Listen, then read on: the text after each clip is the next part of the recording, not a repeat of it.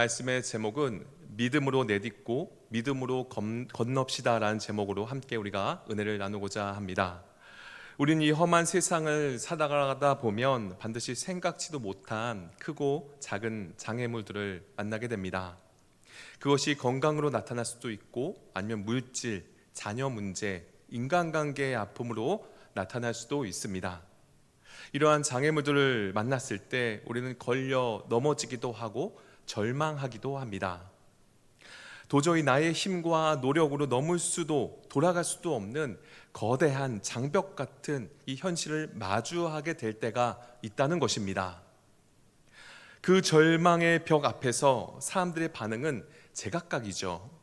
어떤 이는 밀려오는 두려움과 불안에 압도되어서 그 자리에 주저앉아 떨기도 하고, 또 어떤 이는 내 힘으로는 안 되는구나 라며 아예 포기해 버리기도 합니다. 또 어떤 이는 이를 악물고 자신의 능력과 경험을 쥐어짜며 힘들게 버텨보지만 결국 남는 것은 깊은 영적 침체와 상처일 때가 많이 있습니다. 그러나 하나님을 아버지라 부르는 우리 그리스도인들은 세상 사람들과 반응하는 방식이 달라야 한다는 겁니다. 왜 그렇습니까? 믿음의 눈을 들어보면 장애물이 크다는 것은 역설적이게도 그 장벽 뒤에 숨겨진 하나님의 축복과 은혜 또한 거대하다는 것을 의미하기 때문입니다. 하나님은 감당할 시험밖에 허락하지 않으시며 시험 당할 즈음에 또한 피할 길을 내사 우리로 능히 감당하게 하시는 분이십니다. 그러므로 우리는 나의 얄팍한 힘과 계산이 아니라 오직 하나님을 향한 위대한 믿음으로 그 장벽을 뛰어넘어야 할 줄로 믿습니다. 오늘 우리가 함께 읽은 본문 말씀은 이스라엘 백성들이 그토록 고대하고 기대하던 약속의 땅 가나안에 들어가기 바로 직전에 결정적인 순간을 기록하고 있습니다. 40년이라는 긴 세월 동안 거친 광야를 헤매던 이스라엘 백성들의 눈앞에는 마침내 적과 꿀이 흐르는 가나안 땅이라는 그 목적지가 보였습니다. 조금만 더 가면 그토록 바라던 약속의 땅이었던 것이죠. 그런데 바로 그 순간 그들의 행진을 가로막는 거대한 관문이 나타납니다. 그것은 바로 넘실거리는 요단강이었던 것입니다. 이 강을 건너지 못하면 가나안 땅은 그저 눈앞에 두고도 만질 수 없는 신기루에 불과했던 것입니다. 인간의 수단과 방법으로는 도저히 건널 수 없는 이 절망의 강 앞에서 이스라엘 백성들은 원망하거나 좌절하지 않고 마침내 그 강을 건너 가나안에 입성하게 됩니다. 오늘 이 약속의 말씀을 통해 이스라엘 백성들이 어떻게 이 현실의 요단강을 돌파했는지, 그리고 오늘날 우리의 삶을 가로막고 있는 수많은 영적 요단강을 건너기 위해 우리가 붙잡아야 할 것은 무엇인지 깊이 묵상하는 시간이 되기를 원합니다. 첫째로 요단강을 건너기 위해서는 믿음으로 발을 내딛어야 한다는 것입니다. 우리가 이 시간 주목해야 할 믿음은 이스라엘 공동체의 영적 기둥이었던 그 언약궤를 맨 제사장들의 믿음입니다. 오늘 본문의 사건이 일어난 시기는 여호수아 3장 15절에 기록된 것처럼 곡식 거두는 시기, 즉 유대 달력으로는 아비벌이었습니다. 이 시기에는 헐몬산의 눈이 녹아내려서 요단강으로 유입될 뿐만이 아니라 늦은 비까지 겹쳐서 강물이 평소보다 몇 배나 불어난 언덕까지 가득 넘쳐 흐르던 때였습니다. 물살은 무섭게 소용돌이 쳤고 강폭은 평소보다 훨씬 넓어져 인간의 기술이나 수단으로는 또 배를 띄우기도 다리를 놓기도 불가능한 상태였습니다. 인간적인 눈으로 보면 약 250만 명이나 되는 많은 백성들이 그 성난 강물에 들어가는 것은 곧 죽음을 의미하는 것이죠. 그런데 하나님께서 이 불가능해 보이는 상황 속에서 이해할 수 없는 명령을 내리십니다. 여호수아 3장 13절에 보면 하나님께서는 제사장들에게 먼저 강물이 다 마르고 안전해진 후에 들어가라고 하지 않으셨습니다. 다 같이 여호수아 3장 13절 말씀 같이 읽어보도록 하겠습니다. 온 땅에 주 여호와의 궤를 맨 제사장들의 발바닥이 요단물을 밟고 멈추면 요단물 곧 위에서부터 흘러내리던 물이 끊어지고 한 곳에 쌓여 서리라. 아멘. 온 땅에 주 여호와의 궤를 맨 제사장들의 발바닥이 요단 물을 밟고 멈추면이라고 말씀합니다. 그리고 위에서부터 흐르던 물이 끊어지고 한 곳에 쌓여 서리라고 말씀하셨습니다. 여러분, 이것이 바로 하나님이 일하시는 방식이라는 것입니다. 보통 우리의 이성과 상식으로는 이렇게 말하죠. 하나님, 눈앞에 거친 강물을 먼저 말려주십시오. 물길을 먼저 돌려주시고 땅이 마르면 제가 안전을 확인해보고 들어가 보겠습니다 라고 말합니다. 기적을 보고 확인해야 비로소 움직이겠다는 태도이죠. 그러나 영적인 세계는 다릅니다. 하나님의 역사는 조건과 환경을 갖추어져서 일어나는 것이 아니라 말씀에 의지하여 움직일 때 시작되는 줄로 믿습니다. 믿음은 눈에 보이는 환경을 따라 평탄하고 좋아 보이는 길을 걷는 것이 아니라 귀에 들린 그 약속의 말씀을 따라 걷는 것입니다. 언약궤를 맨 제사장들을 보십시오. 그들의 어깨 위에는 하나님의 임재와 신실한 언약을 상징하는 언약궤가 놓여 있었습니다. 그들은 묻지도 않고 따지지도 않고 그 무거운 궤를 맨 채 넘실거리는 강물을 향해 걸어갔습니다. 그리고 하나님의 말씀 그대로 아무런 변화 없어 보이는 그 차가운 요단 강물에 담대히 첫 발을 내딛습니다. 바로 그 순간 기적이 일어나죠. 제사장들의 발바닥이 요단물을 밟는 바로 그 찰나에 저 멀리 사르단에 가까운 아담 성읍 변두리에 물이 멈추어 서서 쌓이기 시작했던 것이죠. 제사장들이 발을 내딛기 전까지 요단강은 여전히 위협적인 장벽이었지만 그들이 말씀에 완전히 순종하여 발을 내딛는 순간 그 위험한 장벽은 비로소 길이 되었던 것입니다. 성도 여러분, 오늘날 많은 믿는 자들의 삶에 하나님의 기적과 영적 돌파가 일어나지 않는 이유가 어디에 있을까요? 물이 갈라지면 순종하겠다고, 내 형편이 좋아지면 헌신하겠다고, 이 문제가 해결되면 주님 뜻대로 살겠다고 주저하며 강가 앞에서만 머물러 있기 때문은 아닙니까? 과거 모세가 이끌던 이스라엘은 홍해가 갈라진 후에 그 길을 걸어갔습니다. 출애굽 1세대의 믿음이었죠. 그러나 가나안 땅을 정복해야 하는 영적 군사인 출애굽 2세대에게 요구되는 믿음은 홍해의 믿음을 넘어선 요단강의 믿음, 즉 말씀만 붙잡고 거친 물살 속으로 먼저 발을 내딛는 믿음이었던 것입니다. 여러분, 오늘 이 시간 우리 가정과 삶의 현장 가운데 영적 리더로 살아가는 우리가 믿음으로 먼저 발을 내딛는 영적 제사장들이 되시기를 소망합니다. 내 지식과 경험으로 도저히 납득되지 않고 이해되지 않을지라도 주의 말씀이 그러하시니 내가 그 말씀을 의지하여 믿음의 발을 내딛습니다 라고 고백하며 나아갈 때 오늘날 우리의 삶을 가로막던 영적 요단강이 갈라지는 역사를 목도하게 되리라 믿습니다. 두 번째로, 이제는 믿음으로 건너가야 할 때라는 것입니다. 제사장들의 순종으로 요단강이 갈라지는 놀라운 기적이 일어나게 됩니다. 거센 물줄기가 멈추어 서고 강바닥이 마른 땅처럼 드러났습니다. 그러나 여기서 끝이 아니었어요. 갈라진 강 사이로 이스라엘 백성들이 무사히 건너야 하는 거대한 행진이 남아 있었던 것입니다. 바로 이 과정에서 백성들의 믿음 또한 요단강을 건너는데 없어서는 안 될 가장 중요한 요소였던 것이죠. 인간적으로 생각해 보면 강물이 좌우로 갈라져 멈춰 있다고 해서 두려움이 완전히 사라진 것은 아니었습니다. 수백만 명의 백성들이 가축과 어린 자녀의 그 손을 잡고 그 깊은 강바닥을 통과하는 그 시간은 결코 짧은 시간이 아니었던 것입니다. 주위를 둘러보면 거대한 물벽이 댐처럼 솟아 가로막고 있었습니다. 그것은 언제 다시 무너져 내려 자신들을 집어삼킬지도 모르는 시한폭탄과도 같았습니다. 만약 백성들에게 하나님을 향한 신뢰와 믿음이 없었다면 그들은 무서운 장벽의 그 위용에 압도되어 감히 그 강바닥으로 단 한 걸음도 떼지 못했을 것입니다. 그러나 성경은 이스라엘 백성들이 무사히 그리고 담대하게 그 강을 건넜다고 증언합니다. 백성들이 일촉즉발 현실의 위협 속에서 끝까지 걸어갈 수 있었던 그 비결은 무엇입니까? 그들은 언제 무너질지 모르는 이 물결의 장벽을 바라봤던 것이 아니라 강 한복판에 우뚝 서 계시는 하나님을 바라보았기 때문입니다.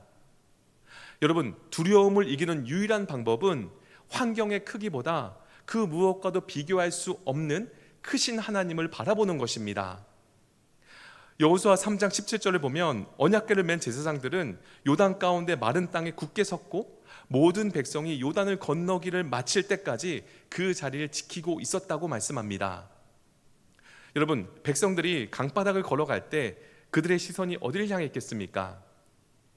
압도적이며 무시무시한 물 장벽을 보면 심장이 터질 것 같았지만 강 항복판에 묵묵히 하나님의 언약궤를 메고 굳건히 버티고 서 있는 영적 리더인 제사장들과 하나님의 임재의 상징인 언약궤를 바라보며 마음의 평안을 얻었을 것입니다.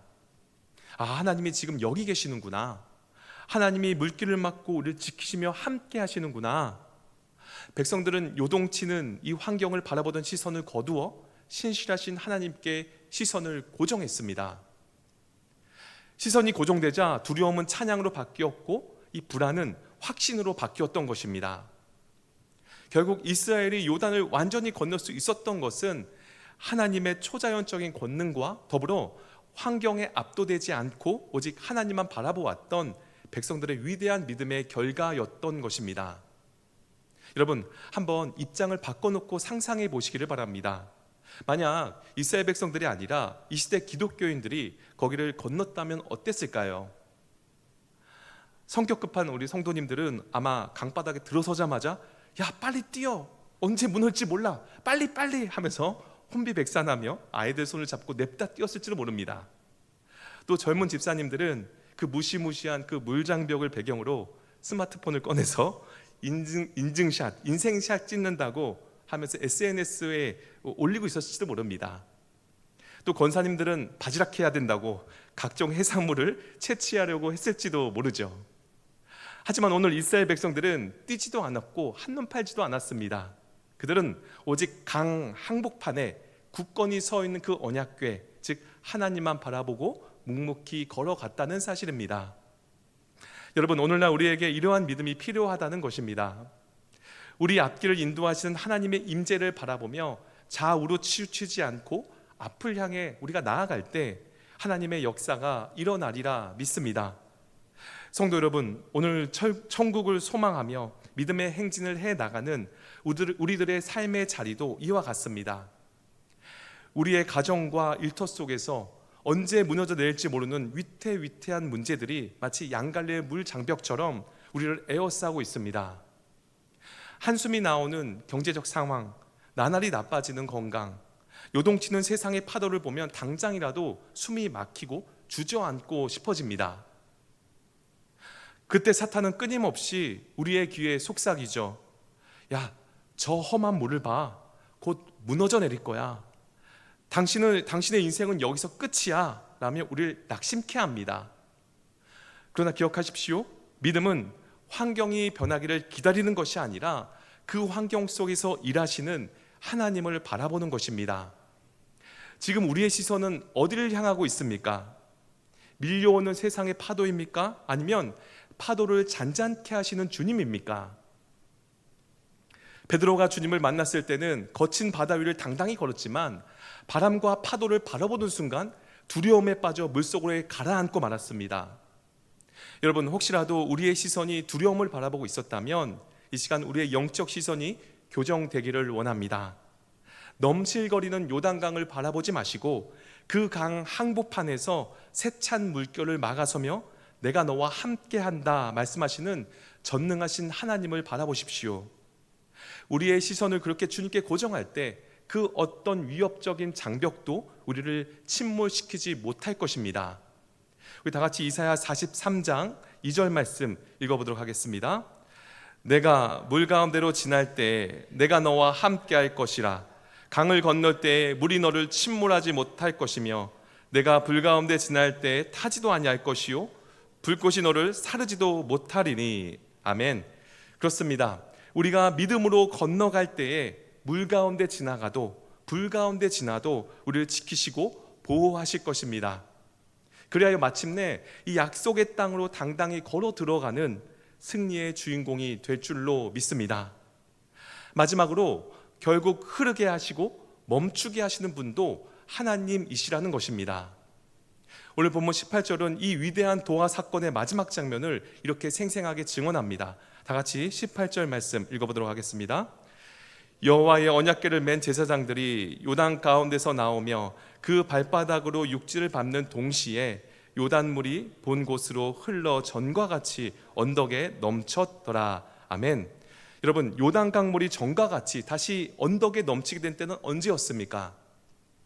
제사장들이 백성들의 도하를 끝까지 지켜본 후 마침내 강바닥에 나와 육지를 밟는 바로 그 순간이었습니다. 멈추어 서서 거대한 벽을 이루고 있던 요단 강물이 기다렸다는 듯이 한꺼번에 무너져 내리며 전과 같이 거센 기세로 언덕에 넘쳐 흐르기 시작했던 것입니다.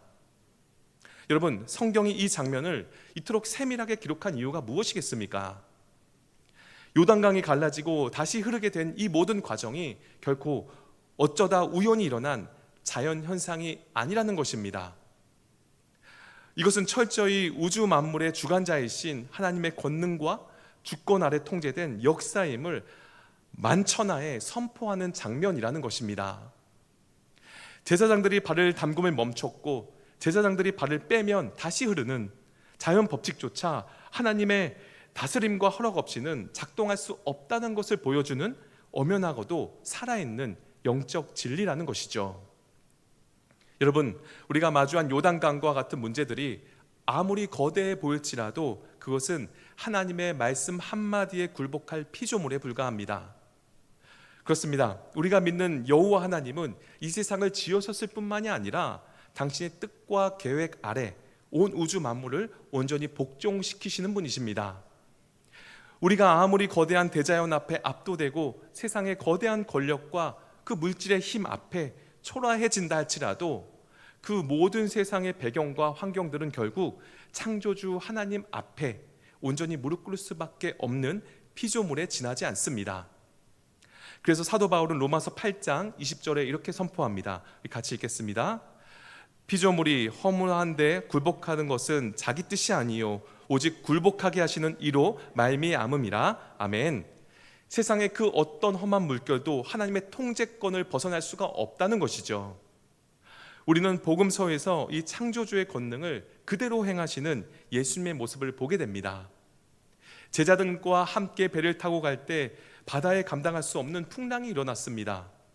배에 물이 가득 차고 목숨이 위태로워지자 두려움에 질린 제자들이 주무시던 예수님을 깨우며 부르짖죠. 그때 깨어나신 예수님께서 바람과 바다를 향해 꾸짖으시며 잠잠하라, 고요하라 명하시니 그 사납던 바람이 그치고 바다가 순식간에 아주 잔잔해졌습니다. 그 경이로운 광경을 보며 사람들이 두려워하며 서로 이가 어떤 사람이기에 바람과 바다도 순종하는가라고 감탄합니다. 성도 여러분, 사람들은 주님의 권능을 몰랐기에 의아해했지만 그분은 단순한 인간이 아니라 천지창조의 그 첫 새벽에 빛이 있으라 말씀하셨던 바로 그 창조주 하나님이셨습니다. 그분이 말씀하시니 바다가 잔잔해졌고 그분이 말씀하시니 잎만 무성하던 무화과 나무가 뿌리채 말라버렸습니다. 한낱 미물에 불과한 자연도 거친 풍랑도 창조주의 음성을 알아듣고 그 앞에 납작 엎드려 복종하는데 하물며 하나님의 형상으로 지음받았고 보혈의 피로 구원받은 우리가 그분의 말씀 앞에 온전히 순종하지 못할 이유가 어디에 있겠습니까? 세상의 능력과 지혜 그리고 우리가 생사화복의 모든 권세가 오직 우리 아버지 되신 하나님 손 안에 있음을 마음판에 새기시기를 바랍니다. 내 앞에 놓인 질병의 요단강도 물질의 요단강도 인생의 거센 풍랑도 주님이 여기까지다 명령하시면 즉시 멈추어 서게 될 줄로 믿습니다. 19세기 세기적 전환기를 이끈 스코틀랜드 출신의 의사이자 탐험가 그리고 선교사인 리빙스턴을 잘 알고 계실 것입니다. 리빙스턴은 선교 활동을 하다가 아프리카 사역 중 실제로 굶주린 사자에게 습격을 당해서 이 어깨뼈가 으스러지고 찢기는 중상을 입었다고 합니다. 원주민들의 도움으로 극적으로 살아난 후 영국의 한 기자가 그에게 묻습니다. 선교사님, 사자의 이빨이 몸에 박히고 사자의 으르렁거리는 소리가 귀에 들릴 때 두렵지 않으셨습니까? 이제 선교를 내려놓고 싶지는 않으십니까? 그때 리빙스턴은 미소를 지으며 역사에 남을 유명한 한마디를 남겼다고 합니다. 사자가 아무리 사나워도 하나님의 허락 없이는 나를 삼킬 수 없습니다. 사명자는 그 사명을 다하기까지 결코 죽지 않습니다. 그는 사자의 날카로운 이빨 너머로 그 사자마저도 다스리시고 통제하시는 하나님의 전능하신 손길을 보았던 것이죠. 성도 여러분, 우리 앞에 으르렁거리는 사자와 성난 물결이 아무리 사나워도 그것은 창조주 하나님의 통제 아래에 있는 피조물에 불과합니다. 제사장들이 발을 빼자 다시 물이 흐르기 시작했던 요단강처럼 세상의 모든 위협은 하나님 허락 없이는 우리를 만질 수조차 없습니다. 그 위대하신 하나님이 우리의 아버지 되심을 믿으시기를 바랍니다. 여러분, 그런데 때론 믿음으로 내딛고 믿음으로 건너가던 우리들의 그 모습을 보고 믿지 않는 세상은 갖가지 조롱을 할 수도 있습니다. 우리를 보며 어리석다고 또 비난할 수도 있고 비하하고 뒤에서 욕할 수도 있습니다. 그러나 최후 승리는 요단강을 건넌 그리스도인이라는 것을 잊지 마시기를 바랍니다. 여호수아 5장 1절을 보니까 아모리 사람들과 가나안 사람들 그리고 모든 왕들이 하나님의 권능으로 이스라엘이 요단강을 건넜다는 소식을 듣고 어떻게 반응합니까? 마음이 녹았고 정신을 잃었다고 기록하고 있습니다. 이 시기에 요단강은 인간의 힘으로는 절대 건널 수 없는 자연적 장벽이었기에 그들이 감히 건너오지 못할 것이라고 그들은 생각했던 것이죠. 그러나 이 소식을 듣고 전의를 상실하여 공황 상태에 빠져버린 겁니다. 그렇습니다. 하나님은 모든 이성과 논리를 파하시는 분이십니다. 그분은 초자연적으로 역사하시고 그 백성들의 길을 여시는 분이십니다. 때문에 세상이 뭐라 하든 믿지 않는 누군가가 뭐라고 하든 굳굳이 믿음의 길을 걸어가는 그리스도인들이 되시기를 바랍니다. 온 만물을 주관하시는 위대하신 창조주 하나님이 나의 아버지가 되신다는 이 압도적인 사실을 믿음으로 붙잡고 세상 그 무엇도 두려워하지 않으며 전적으로 하나님만 신뢰하고 예배하는 복된 삶이 되기를 소망합니다. 말씀 맺겠습니다. 성도 여러분, 오늘 우리가 함께 묵상한 이스라엘의 요단강 도하 사건은 수천 년 전 성경책에서만 갇혀있는 오래된 신화가 아닙니다. 지금 이 순간에도 우리의 삶의 자리에서 매일같이 재현되고 있는 영적인 실제라는 것입니다. 이스라엘 백성들이 요단강이라는 거대한 그 장벽을 깨트리고 약속의 땅 가나안에 들어갈 수 있었던 것은 전적으로 만물을 복종시키시는 하나님의 초자연적인 권능 때문이었습니다. 그러나 우리가 결코 잊지 말아야 할 사실이 있습니다. 그 위대한 기적의 한복판에는 하나님의 약속을 한치의 의심도 없이 신뢰했던 제사장들의 발걸음이 있었고, 거대한 장벽 앞에서도 시선을 하나님께 고정했던 백성들의 눈물겨운 순종이 있었다는 사실입니다. 하나님께서 아무리 놀라운 이적과 은혜를 예비해 두셨을지라도 만약 제사장들이 강가에서 주저앉아 버렸다면 요단강은 갈라지지 않았을 것입니다. 또는 백성들이 두려움에 사로잡혀서 뒷걸음쳐 도망갔다면 가나안의 축복은 그들의 것들이 될 수 없었을 것입니다. 여러분, 하나님은 우리의 믿음의 고백과 순종의 이 발걸음을 통하여 당신의 기적을 이 땅 위에 풀어내시는 줄로 믿습니다. 마찬가지로 오늘날 살아가는 우리들에게도 하나님의 말씀에 대한 절대적인 그 믿음과 순종은 단순히 관념적인 신앙에 머무는 것이 아니라 날마다 하나님의 살아계심을 체험하고 능력 있는 삶을 살아가게 하는 유일한 열쇠가 되는 것입니다. 여러분, 오늘날 우리 앞길을 가로막고 있는 인생의 요단강은 무엇입니까?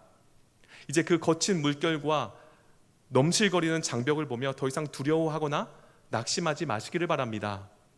세상의 모든 능력과 지혜와 권세가 우리 아버지 되신 하나님의 주권 아래에 있습니다. 하나님은 강물을 흐르게도 하시고 멈추게도 하시는 분이십니다. 이제 거친 환경을 바라보던 우리의 시선을 거두어 만물의 주관자이시며 신실하신 언약의 하나님께 고정하시기를 바랍니다. 그리고 우리의 상식과 계산을 내려놓고 말씀에 의지하여 거친 물살 속으로 믿음의 첫 발을 담대히 내디디시기를 바랍니다. 여러분, 하루하루 세상 속에 살아가실 때 요단강 한복판에 굳건히 버티고 서 계신 주님을 바라보며 오늘도 담대히 걸어가시기를 바랍니다. 그리하여 우리 앞을 가로막던 모든 영적 요단강들이 갈라지고 마른 땅이 되는 역사를 보며 그 강 너머에 하나님께서 우리에게 예배해 두신 영육간의 풍성한 축복의 승리를 온전히 소유하시는 저와 여러분들이 되시기를 주님의 이름으로 간절히 축원드립니다.